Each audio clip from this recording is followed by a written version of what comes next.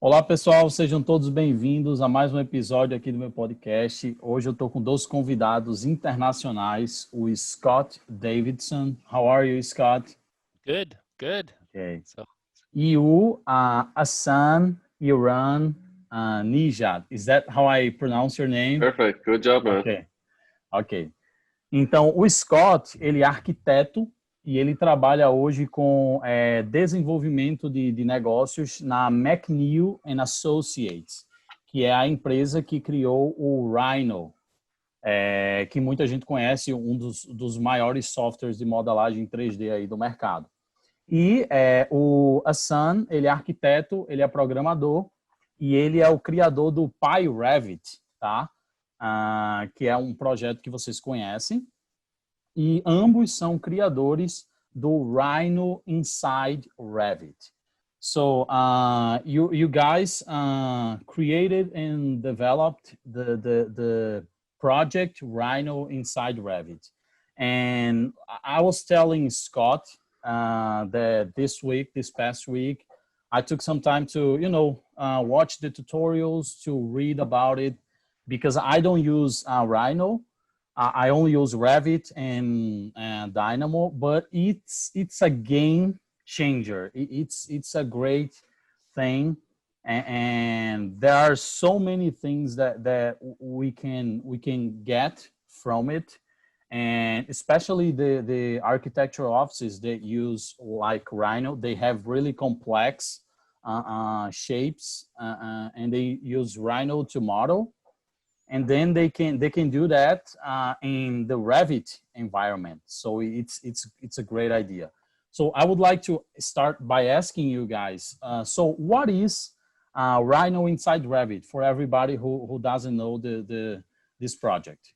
well, I mean, in short, what it actually is we took Rhino and Grasshopper and we can now load it inside Revit's memory space, and so it becomes part of Revit, and it's uses the Revit's plugin technology, and so we actually are running in the same memory space, and there's no translation, there's no file formats, it's just literally in Revit. Yeah, and that's the most interesting part, because we are used to see like maybe a plugin that connects to different softwares. Like, so you extract information from one, and then you import that information on the other software. But right now, what RHINO.INSIDE REVIT is doing, that you don't need to like open Rhino. You can open Rhino inside Revit, right? Yeah. So it's very interesting. This is Rhino 7, so this is a new this new version we're working on. And one of the things that our guys did was they took Rhino 7 and they pulled it apart into pieces. I mean, that was part of the experiment, was they pulled it apart in pieces, and so they could load Rhino. It's called Rhino Inside Technology, but they can load Rhino now as a DLL inside another application. And so as we were, first of all, it worked, and so that was pretty surprising. I mean, it works at all, and then Rhino worked, and then Kike Garcia out of Barcelona, in our Barcelona office, he thought, well, what would happen if I loaded it in Revit? Would Revit accept it? And lo and behold, he got it running, and it ran, and the first thing we made was a sphere. Right, so he just made a simple sphere in Revit. We thought it was the coolest thing in the world, but then we showed it around, and everybody thought, well, I don't need a sphere in Revit. But anyway, so it was crazy that we were able to do this. It takes a lot of commitment on the CAD side to pull your product apart in pieces and try to get it to run. And so, but in Rhino 7, we were able to do that. We were really just excited that it worked at all. But once it worked, that's of course where the hard work has begun. Right now, what do you do now? Now can we solve some problems? Yes. So, Ehsan, I would like to hear from you. Like, what do you think? What are your thoughts on the feedback that you guys are receiving from the users? Like people are using, we have a lot of English courses already about Rhino. Well, I've seen some courses on I think it was Think Parametric. I've seen some courses. So what do you think about the feedback? To be honest with you, like being in the Rhino world is kind of new to me. I had used Rhino before, but like most of my experiences with purely architecture softwares, especially Revit in the past, I don't know, let's say 8 years. Walking into the Rhino world was quite exciting for me because like this community is massive and they're like all support each other and whatnot. And I think like the support that we got from the community for Rhino inside Revit is sort of like a cherry on top for me. That this is, oh my God, what a community first, and then what a feedback we got for Rhino inside Revit. It's the sort of like the McNeil discourse forums. That's sort of like where the heart of the community is, and they come and talk and ask questions and stuff like that. Is very live, and they bring really good challenges. And actually, I was telling Scott the other day that I love spending my time in the forums, especially like in the mornings when I start work. I check the forums because like every question is basically a new challenge. Like Yes. we want to do this, and you learn how other people work and whatnot. It's been overwhelming. It was really, really, really positive. Yeah. And you gotta love the challenge. Like like I told you, I work with Dynamo, and you gotta get used to the challenge that you don't know how you're gonna solve a problem, but you have to enjoy the process of discovering the solution, right? Yeah. Otherwise, you're not gonna make it, because it's a really hard thing to do sometimes, right? Yeah, totally. Yeah. That's actually was one of the challenges we had early on. We didn't know anything about Revit, and this is before Ehsan worked with us, and we were going around showing people, trying to do I don't know, categories and trying to figure out what a parameter was and all those things, and somebody, one of the clients across the way, one of the architects that was using it, asked us and said, well, do you have levels? And we looked at them and said, Kiki and I looked at each other and looked at them and said, well, are levels important? And I mean, it was that kind of thing. Like we were feeling our way out in the dark, right? Trying to figure out where to go with this. I mean, customer feedback for us is the only way that we know what to hook up next. There's so much to hook up. Thankfully, Ehsan started to work with us, and with his BIM manager background, that really changed the ball game of what we were able to do and how fast we were able to move. Wow, that's great. So Ehsan is the man. Oh yeah, right? He's a star. Thank you. Yeah. Well, I'm sort of like the translation layer in McNeil for whatever that comes to Revit. Because it's a whole different game when you walk into the Revit world. Yeah. Sometimes we're a little slow on the take up, and Ehsan has to explain it to us 3 or 4 times. Yeah. I'm still trying to figure out what a ruled-based filter is, but we're working on it. Well, that's great. So I got a couple of questions for us to ask you guys, for us to discuss. And well, the first question that I have here is, how did you come up with the idea of Rhino inside Revit? Well, you talked about a little bit that already, but what was the moment that you guys said, well, we need to do that on Revit because we see a need for that? The need, lots and lots of designers are using Rhino and Grasshopper, right? Very popular. And of course, Revit is very much, part of the foundation of architectural production and BIM. And so the question of how do we get our Rhino information into Revit is really super important. And there's been plugins to try to do that and things like that, and all of them, like you had said earlier, they either went through a file format, whether it was a JSON format, or they communicated through some sort of pipeline, or they would use IFC, or and file formats are very limiting, no matter how good the file format is, and so the the problem, I mean, the questions we were always getting was always that question of how can we work with Rhino and Grasshopper and effectively work with Revit, and that, it's always been a tension for years, and so that's really the thing that got us to get out and get going with this.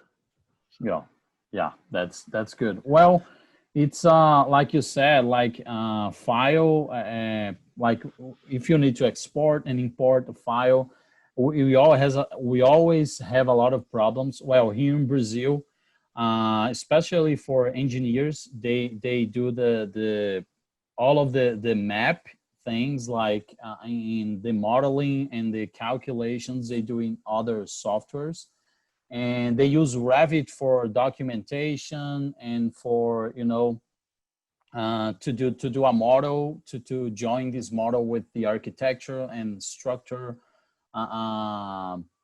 discipline. And they always do that by using IFC, and I always see complaints about it because some information gets lost. Well, it's a challenge, right? Yeah, that's actually that's always the problem with file formats, is that they take some information that you want, whether it's geometry or parameters, but then there's other information that they don't take, and so you have to choose. And some people do, you might do multiple formats. You might do DWG and IFC, and right, you're trying to combine all the information you want. It is a mess. I completely agree. Yeah. So. Well, yeah. Yeah. So that's great, and that's a great way to solve it, to be able to open Rhino inside Revit, because you don't have this big problem with exchanging information, right? Yeah.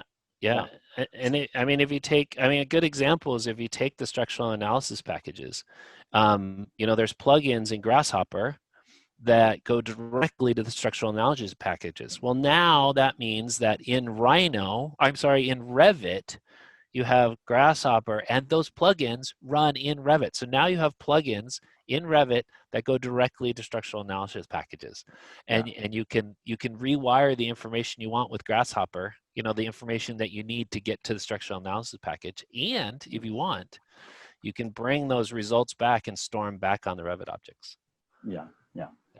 Yeah, that's interesting. So my next question, I would like to hear from Ehsan, this next question as well. Like I'm asking you questions, and you both can comment on the questions, right?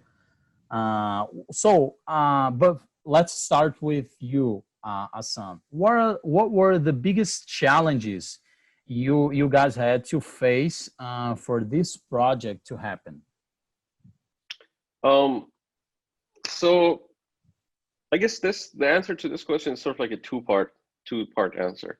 I'll let Scott take care of the first part of it. But from my side, with my experience as an architect, as a BIM manager, when I walked into the project, the biggest challenge for me was to sort of like in a good way convey how the mentality behind Revit really to the RHINO.INSIDE team, because they have been working with Rhino for many years. They have been working with Grasshopper for many years, and these softwares are kind of vastly different from the way they think about geometry and model and stuff like that from Revit. Revit is very strict for good reasons. It's very strict to the data schema and all that kind of stuff, and then they are documented and undocumented behaviors attached to these element types and whatnot, and you kind of have to learn by experience what you can and what you cannot do. And then on top of that, there's this layer of, hey, this is what the software is, and this is actually how the users use it in the real world. Like these parts of it matter, these other parts don't matter as much. And then again, like there's no limit to this, but like people like the industry in the US uses Revit slightly differently from the industry in like other countries. So there's all these challenges. There's a lot of it is new to me. Like I'm mostly familiar with how the US industry works, but like for everywhere else is kind of new to me. So that's the biggest challenge for me to sort of like find a balancing point between what Revit is and what Rhino and Grasshopper used to be and want to be, and sort of like come up with a product that is super helpful and familiar and easy to pick up for a Revit user, but also very familiar and easy to work with for somebody that comes from Rhino and Grasshopper. Perfect.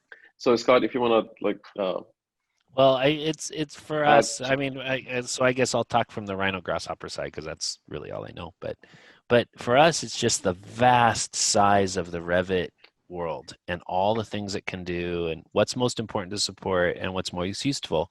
A good example is this morning. There's a survey on LinkedIn about do you use instance parameters or do you use type parameters, and which one do you want to use? And of course the survey is coming out to be 50-50, and there's a whole big debate about whether, and for us at least we're getting to the point where we can understand that, but I'm hoping at some point we can speak into that, that we can, not that we can make that decision, but that you can use Grasshopper to automate that information and to to help to jumpstart your BIM models.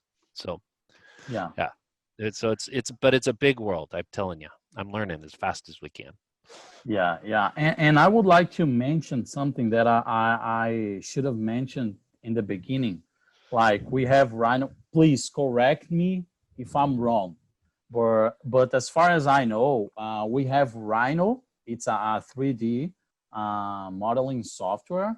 And the biggest architectural offices in the world are using Rhino. Okay, so we have I don't know. We have Big. He's using Rhino.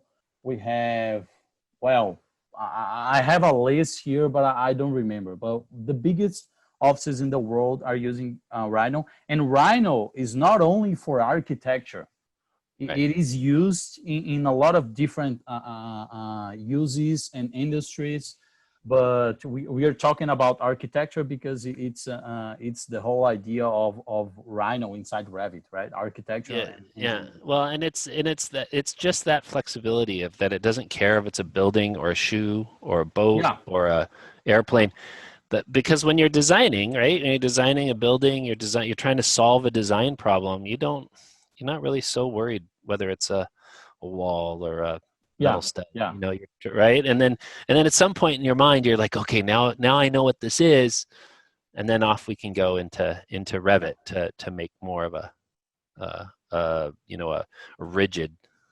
That's why I think all of the biggest, most of the biggest architecture offices, they are using Rhino for this initial part of the studies, the geometry, because in Revit it's so rigid, so like you don't have so much flexibility to create things, and there are reasons for that, because we need to control, we need to know what every object is, and we got to put information on every element.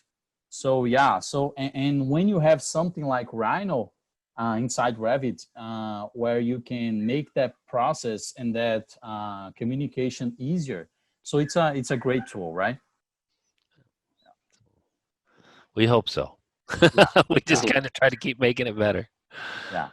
So my next question for you guys would be, how do you think, well, we've talked about that, but in your opinion, in what ways Rhino inside Revit is going to impact offices' workflows? So I'll start with this one, and again, from the Rhino point of view, we used to see, you'd have your Rhino crew and you'd have the Revit crew, and there was kind of a small connection between the two. And I say now, what we're seeing now is the Rhino people and the Revit people are now sitting in the same room, and they're, sitting at the same table, and they're talking about the same workflow.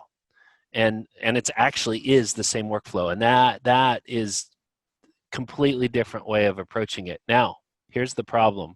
I still can't get them all to, they're still sitting on opposite ends of the table. So I still can't get them to actually sit next to each other, but that's an issue they're going to have to work out. Yeah. So, but yeah, it's just that integrated workflow, and Rhino and Grasshopper, people that use Rhino and Grasshopper now can be part of the BIM process and actually work within it, and that's quite a bit different. Yeah. From my side again, like from Revit side, I've always been like personally, I've always been a frameworks person. I really like hardware and sort of like frameworks when it comes to software, making the tools that other people can build on top of it and build other tools using these. Yeah. So automation on Revit was always a huge, very, very interesting topic for me. And that's part of the reason that I sort of like started the Pirate project too, because I wanted to be able to automate some of the most important tasks and stuff like in Revit. Now, the most exciting thing in Rhino inside Revit for me is that, hey, there's this very familiar, very easy to use visual programming environment, and that has access to an amazing geometry engine and all the other good benefits that come with it.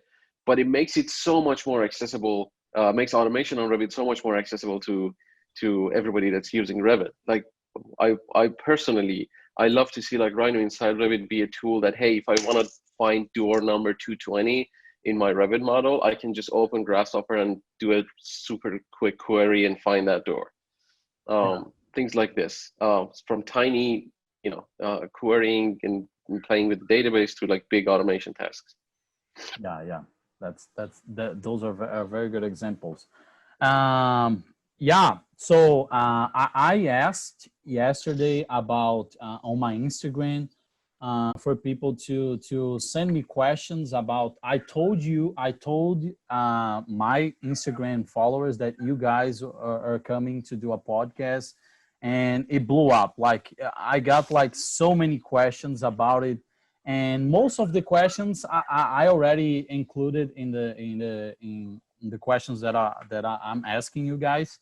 But something that they asked me about it, and I would like to mention, is that how can we understand the difference between like Rhino inside Revit? So we have Rhino and we have Grasshoppers, and we have Dynamo for Revit. So what's the people want to know? Okay, so is one going to replace the other one? So that's a question that I got.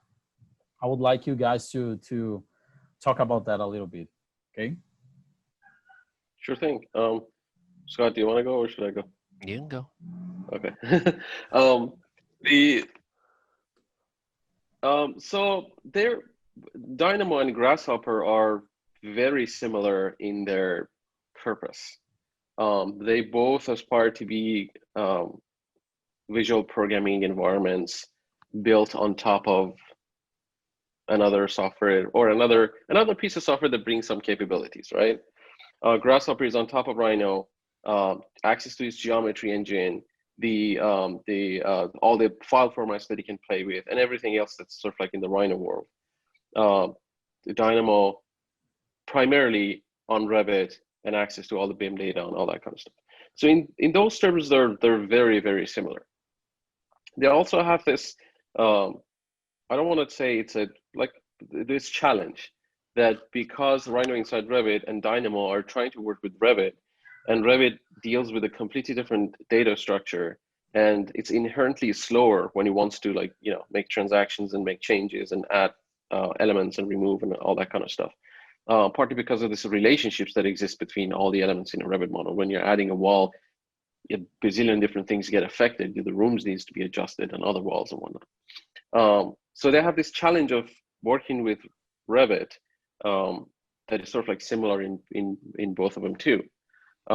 That's why when you work with Dynamo and Grasshopper on Revit, you kind of feel like it's slower than like other environments, partly because you're dealing with a completely different beast there. The things that really separate Grasshopper and Rhino inside Revit from Dynamo is that it has access to Rhino's geometry engine, which is for anybody that plays with geometry and want to do analysis and sort of like geometry creation and all that kind of stuff. Any standard operations of geometry, that's a massive upgrade. Yeah. And it's super fast, super efficient. So it's a great benefit to have. And then it gives you access to how many? It's called like 40 something file formats, right? 49 file formats. 49 file formats. So we read inside Rhino and Grasshopper. Yeah. And now Revit reads 49 file formats, right? Because now we're all running inside the same space. Yeah. And me and Scott were talking about this actually a couple of days ago. Because you have access to Grasshopper, and sort of like it gives you this visual programming environment, you can customize the import-export logic to any of these formats for yourself. So you can say, hey, grab these data from these files, add or modify this schema the way I want it, and then export it to a completely different format. So you can have Grasshopper definitions that import, export data in exactly the way that you want them to be. So these are the stuff that I really feel like sort of like separate Grasshopper from Rhino inside Revit, really, from Dynamo. Yeah. Well, I understand. I think we need to be in a world where we can see all the different options that we have, and we need to choose which one is better for our workflow, right? So if I'm using Dynamo today and I see that there is a tool for a specific use that it's going to be better, well, I have to be smart and need to get into that. So I'm really for that. And my dad was a telecommunication engineer, and one of the things that he taught me when I was a kid that he always told me, whenever you want to do work on a job, spend half an hour, pick the right tool. He's like, if you have the right tool, you'll do your job well, and you don't damage like the part. Now he was talking in terms of like in the scope of hardware, and he was like, you don't damage the pieces or the part that you're working with. So you pick the right tool, and that's absolutely true. Yeah, and I think, wow, maybe for data and for the things that comes to Revit automation, like creating views, creating elements directly into Revit. Maybe Dynamo for now is better for you. I don't know, but when it comes to geometry, everybody knows the power of Rhino and Grasshoppers. I mean, we need to understand that. And like Scott mentioned, like you can use plugins, Grasshopper plugins inside. Well, that's that's massive. Yeah. And the reality is that I think in a healthy environment, you're going to see all these tools, like in a big architecture office, that their R&D team and development team and stuff like that. You're going to see Dynamo, you're going to see Rhino inside Revit, you're going to see a whole series of like add-ons for Revit, right tools for the right job. Yeah. And that's what I want to bring to my podcast. I mean, I'm a Dynamo person, but a couple of weeks ago, I invited a guy in Brazil, and he's a Grasshoppers expert. And we talked about, and everybody was like, well, you work with Dynamo. Why would you call like somebody that works with Grasshoppers like we were competitors? And I don't see that. Like, I see that we need to be smart to understand the tools and to use the tool that best solves our problems, right? Because at the end of the day, we want to make projects faster and better. And we don't have time to discuss like these questions, right? We need to just choose what's best, right? Yeah, absolutely. Yeah, absolutely. And I have to say that there haven't really been any CAD companies that have decided to try to embed their product inside another product. That's just it. But we couldn't help, once it worked, we couldn't help but get it out, just because we found it customers can be helped, and that's all that really matters, right? It's just, it doesn't matter about the marketing, and it doesn't matter about the competition. It just matters about whether this technology can help, and if it does, we just need to keep pushing. What's fun for you, for instance, is that all those plugins, that huge plugin community about Grasshopper, is now available for you to talk to and to use. So Human UI, if you want to make custom dialog boxes, you can talk to Andrew Human, or paneling tools, or Lunchbox, or to do some great facade work. And drive that into Revit, or we've been experimenting with Elefront and doing a collaborative, multiple people. Some have Rhino, some have Revit, and through Elefront they can all work together and embed BIM information that ultimately, of course, is all stored in Revit. But all these different plugins now and different workflows that we're just scratching the surface. Yes. Yeah. Well, and I'm really excited for that. I'm really excited to bring these informations to people in Brazil. I think we need to really know the tools, and we really need to start testing. Like I don't have Rhino on my computer, but I'm starting to wanting to I'm gonna install a Rhino just to check it out, because I try to do some facade work on Dynamo, and I mean, it's really complicated, man. I mean, I sometimes I feel like I don't have the all of the tools that I could have to do some more complex shapes and everything. Okay, but yeah, yeah. And from a workflow process too, like, we're talking about Rhino's a design product mainly, and Revit can be used a lot for documentation. The project doesn't move like that all in one piece. You might, you kind of lock down your floors, you lock down your walls, but maybe the facade is still in flux, and the way the paneling is worked out. And so what the nice part here is that different parts of the product or process and different parts of the building, some might still be working in Rhino and some might be working in Revit, but because we're in the same environment, it's not one translation. And based on the phase of the project, the balance can change, and you have every person has complete control of that now that they're working together, and Grasshopper is kind of this interface to help with that. So that's great. So before I still have a couple of questions, but before we continue, I would like to tell everybody who's listening that I'm going to put, if you are on Spotify, go to YouTube. I'm going to put all of Scott and Ehsan's links in the description. So I'm gonna put your LinkedIn. I'm gonna put the RHINO.INSIDE YouTube channel. I'm going to put the website so you can study and get to know the project a little bit better. Okay. And so my next question would be, what's next for Rhino inside Revit? Like what can we expect from you guys next? So there's a lot that we're working on, and a lot of it is sort of like going in parallel. I know Kike on working a lot on sort of like performance and stability, resolving the, every once in a while we get a bug, resolving those runtime bugs and all that kind of stuff. Improving the way that Rhino inside Revit works with element binding, so you can remember all the elements that are created by a lot of different components and all that kind of stuff, and still play within the undo redo mechanism of Revit pretty well.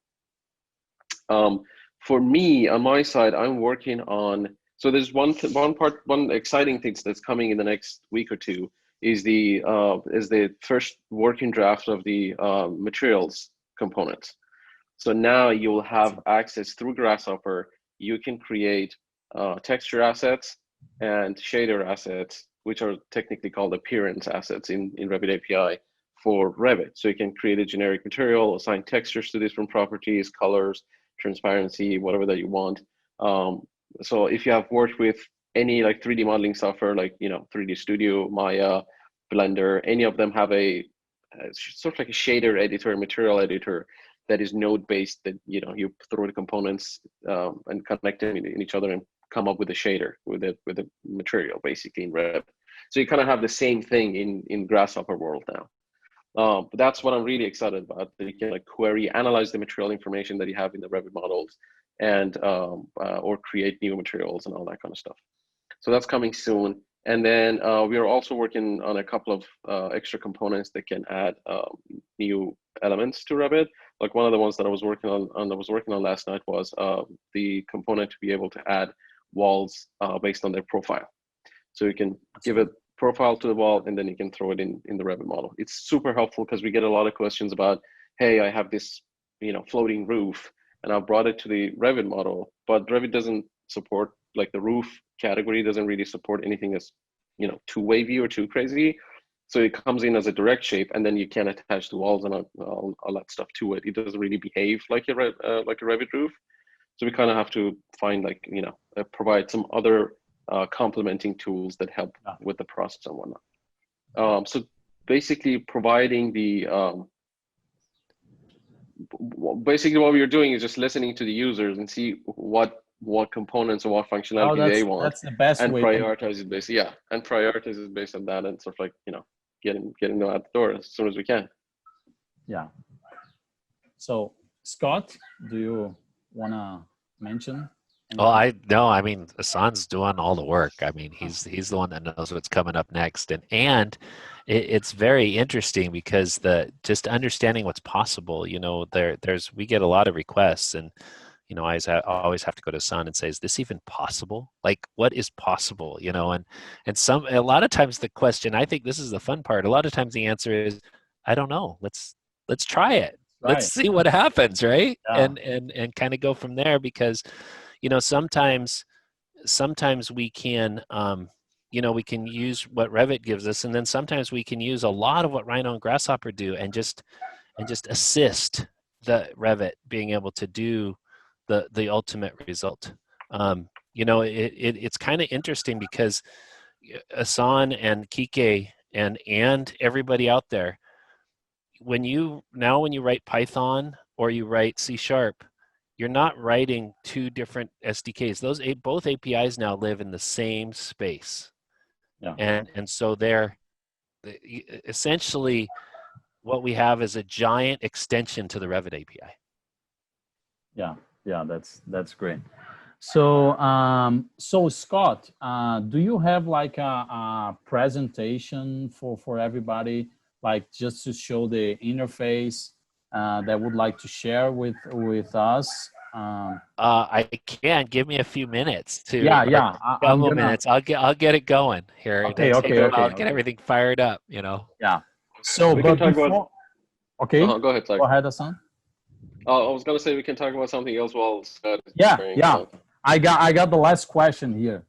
Okay. And it's better because if you're listening on Spotify, you can go to YouTube to check the presentation. Mm-hmm.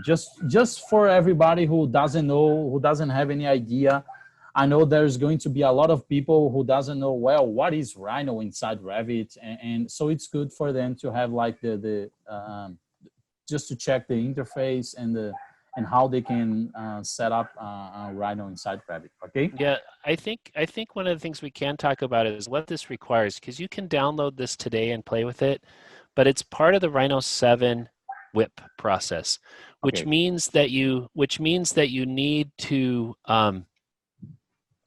which means that you have to own Rhino 6 today, and then you can download Rhino 7. You can download Rhino inside Revit, and so you can play with that. Once Rhino 7's released, which hopefully is sooner than later, then everybody will have access to it. And so that's an important thing to think about when you're approaching this. Go ahead. Before you start, Scott, I would like just to talk about a thing that's very popular right now, that is generative design. Okay. Mm-hmm. So I know that in Grasshopper, correct me if I'm wrong, but I know that in Grasshopper we have so many resources like to do like analysis and and generative design tools. And right now, with this project, Rhino inside Revit, we have the possibility of using those tools in the Revit environment, right? Mm-hmm. So I would like you guys to talk about just a little bit more about that. Like we already know that it's going to expand the possibilities. Like before, we only had like Dynamo and the fractal, and then later was Project Refinery, and now we have the generative design tool from Revit 2021. But right now we have this world of generative design. We have it. We can expand our limits. So can you talk about that? So yeah. oh, go ahead. Sir. Go ahead. Sorry. No, go ahead. Go ahead. I'm still working. You go. Okay. Well, so I was going to say that the generative design. You know, we have machine learning, and you have you have artificial intelligence, and you have all these different tools. And it hasn't. Nobody knows how to use them yet. This is still a forefront of experimentation and research. And what we enjoy about what's happening in the Grasshopper community is all those tools exist, and people are experimenting with them and sharing code and trying to understand what's going on. And so like for instance, it's not just, and unfortunately some people define it as this, that Grasshopper has evolutionary solvers, right? That's one kind, right? Galapagos is the one a lot of people point to because it's the one that it's built in. But there's also Octopus and Biomorpher, and Wallasey's becoming very exciting. And all of these are names, man. Yeah, what? I love the names. Like, yeah. Well, it's quite a zoo over here, I have to say. But the meta, what we'd call, kind of meta heuristic, kind of multiple heuristics all trying to add together as a solution. And there's many within that. And so those are all available, and people are experimenting. Topological optimization, looking at stresses and trying to create form from stresses and things like that. There's different ones like Millipede and Monolith, and there's tools for machine learning. If you look at like Lunchbox ML is a good example, or Dodo or Owl. So or we can run in with Rhino Inside, we can run in CPython 3, and so you can actually participate with all the cutting edge new libraries that are coming out for machine learning. And so we can. The debate's on about whether any of this is going to be useful, but the nice part is there isn't a limit. Like there isn't. Just as people develop new things, they're throwing them in Grasshopper, they're experimenting, and now all of that can be experimented with Revit. And I wanna emphasize one of the points that Scott just mentioned, and continued talking about the other stuff, just to make sure that everybody heard that you can use Rhino from Python.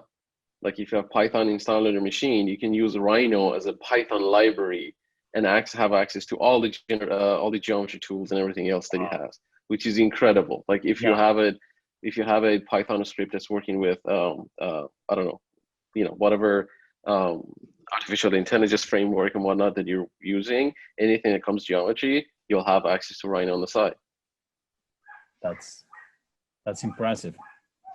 Yeah, it's the possibilities are crazy. It's out of control for us. But so let me kind of share my screen here if I can, and we'll see how this goes. Oh, it's disabled, so we're gonna have to. You need the Zoom needs to be enabled so I can share my screen.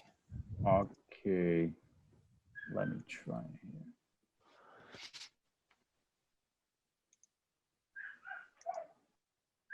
Can you do it?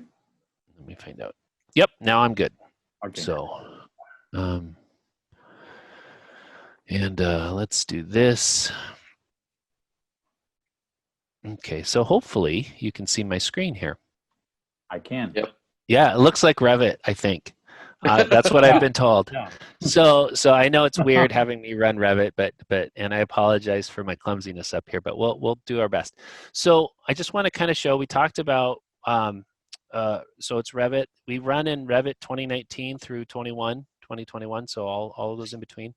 And when you install Rhino, install Revit, you install Rhino 7, and you install the connector between the two, and what you get is this button right here on the add-ins page. And if you hit that, so once you're running Revit, that's fine. It's not running Rhino yet, but once you hit that, then it will load Rhino and Grasshopper into the memory space, or Revit will do that for us. And you will get this, toolbar here, which is all the ways to access different parts of Rhino within inside Revit. You know, so we can hit this, and lo and behold, it looks like Rhino because it is Rhino. It's just that it's now in the memory space of Revit. And if we look at Grasshopper here, so this is Grasshopper, but Grasshopper is smart enough now to know that it's inside Revit. So you can see that on the params tab, we have a lot of Revit aware params and basic components, or basic objects, elements, as you might call them in Revit. We also have like a toolbar, a Revit toolbar. So this is a Revit toolbar running in Grasshopper, running in Rhino, running in Revit. That's the kind of stack you're starting to see here. Everybody knows. Yeah. And so there's now there's Revit aware components in there. You know, add beam, column, the add stuff. We can deal with categories. We can deal with direct shapes. We can deal with the document information. Elements, the specific elements, a really popular one is convert the element geometry to Rhino element geometry, or to object geometry. Different ways of pinning and unpinning is a really new one. You know, different ways. This is a really big one. How do we deal with families and create families on the fly, and component families, and inform them with all the information? Filters, deal with the hosts of the elements, different inputs, like I want to pick a model category, I want to pick a family, I want to pick something. Those are some pickers. Materials, this one's a little older in that we have just basic materials. Ehsan, what he was talking about is what he's working on. It has about 8 more components for materials, which are really cool. Different things about models, like dealing with grids, and these things that we've learned are very important levels. And parameters, things to deal with the site, types, you know, trying to inform that great debate that's on LinkedIn right now of whether you should use type parameters or instance parameters, things about views. And then walls are a big deal. So they have their own toolbar here, and we can deal with just, you know, kind of standard basic walls, stacked walls. We're working our way through how do you deal with curtain wall systems. So Grasshopper has components to deal with curtain wall systems, for instance. And this is all, you know, this is Ehsan's brain kind of laid out on the toolbars here. So, yeah. So what we can do, just so you can kind of see how this works, there's a lot of workflows. There's workflows of grabbing information out of Revit and putting it in Rhino and Grasshopper. There's workflows of taking Rhino and pushing it in to Revit. There's workflows of just manipulating things in Revit itself. So we could go on and on and on about workflows. But I'm just going to show kind of a basic one here that tries to address how somebody in Rhino could how somebody in Rhino can really impact the way that the Revit model's put together. So I'm just going to open this model here, and most of my stuff's in 2018, so 21's going to have to translate this here real quick. Okay, no problem. Yep. And then I'll go in and we'll open up a model in Rhino that is the canopy in this case, and so let's see here what we got. No, that's the native one. So there's a way to make native things. This one right here. So this is a canopy in this case is in in Rhino. And you can see, you know, it's got some unusual shapes, some bracketing and pieces like that. And what becomes important when you're using Rhino inside Revit is that you need to understand kind of what the purpose of this is, what the purpose and what the role this plays in your project, so that it can be categorized correctly in Revit. And that becomes an important part of the process. So in this case, this is a custom fabrication. It's got some foundations. And how do we get that information? How do we jumpstart the BIM model in Revit becomes the question. So I'm going to come in here and I'm going to open a definition that I hope gets rolling here. And so what Grasshopper is doing here is it has to go in and it has to collect up all the objects. And so I have a Grasshopper definition here, and what this does is this is using Elefront as a piece, but it's going into Rhino, and it's taking all the objects. And in this case, I'm going to grab all the foundational pieces here because there's a foundation subcontractor here that is, you know, wants to pour these foundations or at least dig the holes for them before the big canopy comes out on site. So we grab all those, and now creating a family in Revit. So this is a family, create a new family, new component family. I can grab the structural foundation template. I can, you know, tell it what a category it's going to come in. And I can take all those B-reps and I can force those into a new family component. And then I grab its type, which there's only one type, of course. And then based on where it is, I can place that with add family instance in Grasshopper. And what I get is I'm just going to move these out of the way here. What I get is I get a family of components here, a family of footings here from Grasshopper. But you can see that it's, you know, a structural foundation. It's a structural foundation in a category. It's actually a true family. And so if I want to, I'm going to do this. It's kind of crazy to do this while Grasshopper is in charge, but I'm going to edit that family. And now you can see that I'm in Revit's family editor. And so I can actually edit this with Revit because they're forms inside a family. Now Grasshopper is in charge, so I'm not going to save this, but that you can go through and do some edits, and then you can actually, that becomes the part of this project here. And so it's going to load it back in. Now, just to kind of look at how far this can go, and I think this is an important part of the process, is that, so we got our footings, the family. Now what I'm going to do is I want to take the rest of this canopy and I want them to be classified properly. So I have a series of layers. I have columns, roof panel, roof beams, and frames that is in the Rhino model. And I want them to be part of a canopy column subcategory of canopy panels, canopy beams, right? Because this is multiple pieces. And I want them to have certain materials so that they, you know, can render correctly, or I can use them to change graphically what they look like. And so I can put all the objects into subcategory right here. I can add materials here. I can wrap them up, you know, as right subcategory and right materials, then run that into a family editor. And now I have a family that is smart enough. I mean, it acts like a smart Revit object.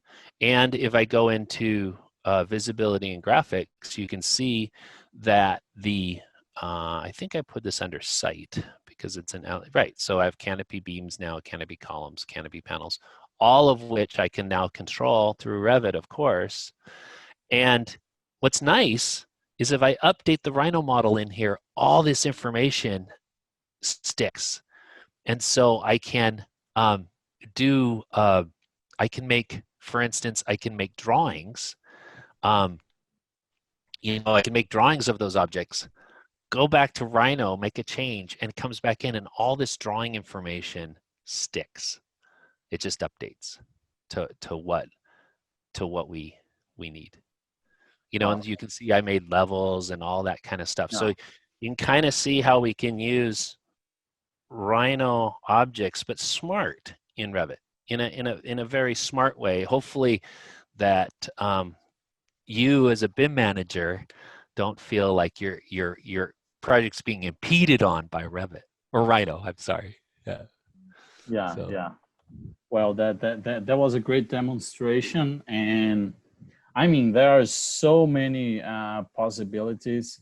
So it's good, and I know you. I'm pretty sure you guys feel this way. Like we think about a solution and we put it in the world, and there are so many people who are going to think other ways to improve that or to use that in a different situation that we couldn't think before. Like, so the community that we have with Rhino, with Dynamo, with all of the softwares are a very great community, right?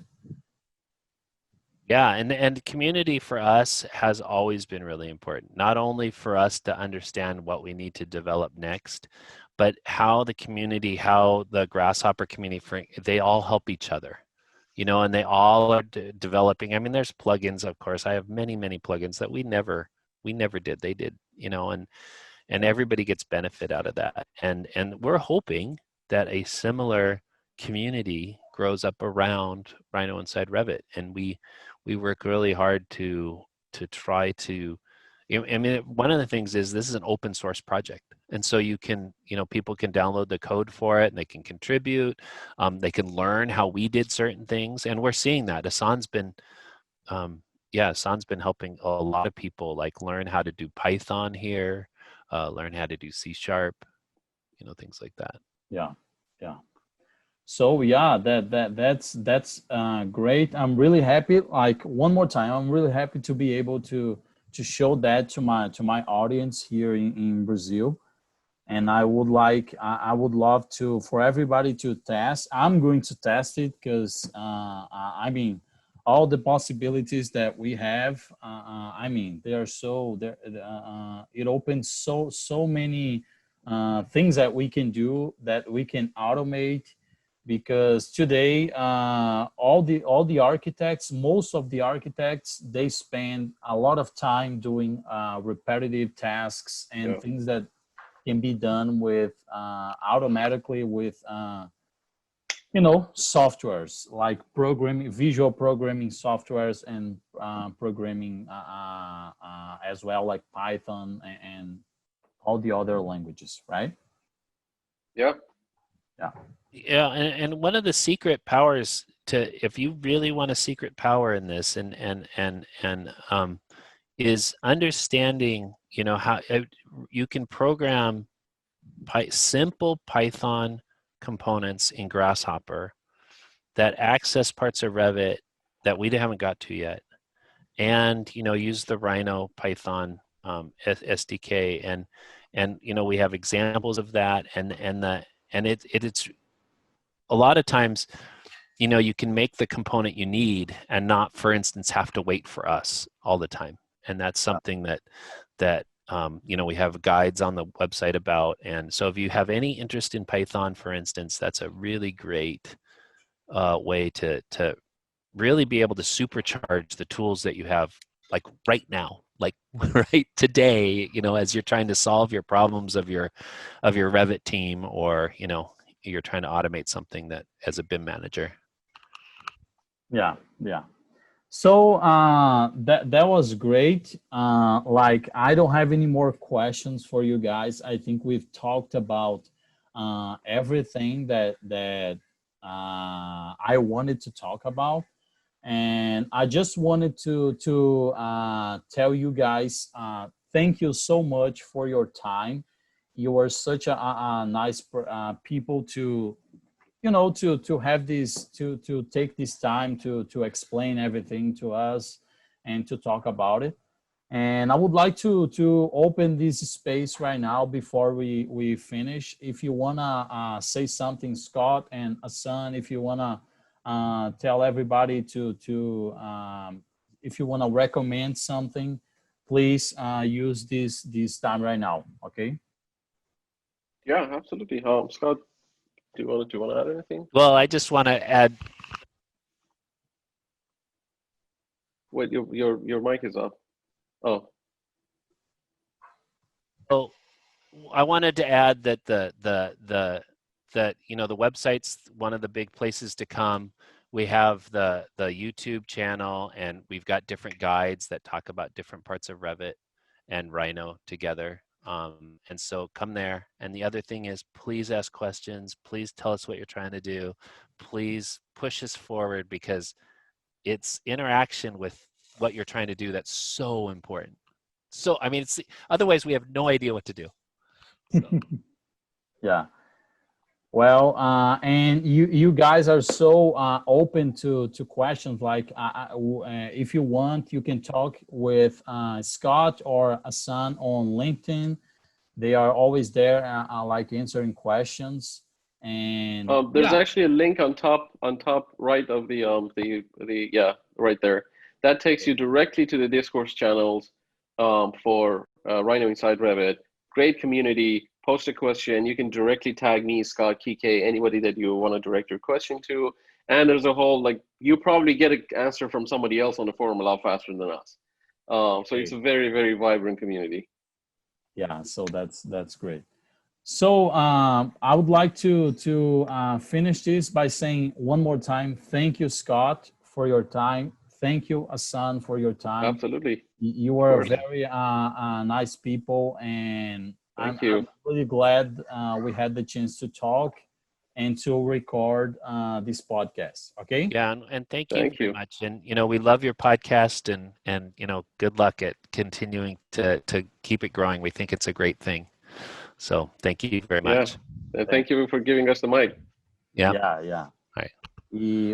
And let me finish the podcast by saying something in Portuguese. Just say goodbye to everybody. Okay. Então, pessoal, é isso. Muito obrigado por terem escutado mais um episódio aqui do podcast e até a próxima semana com mais um episódio. Valeu. Okay, guys, that's it.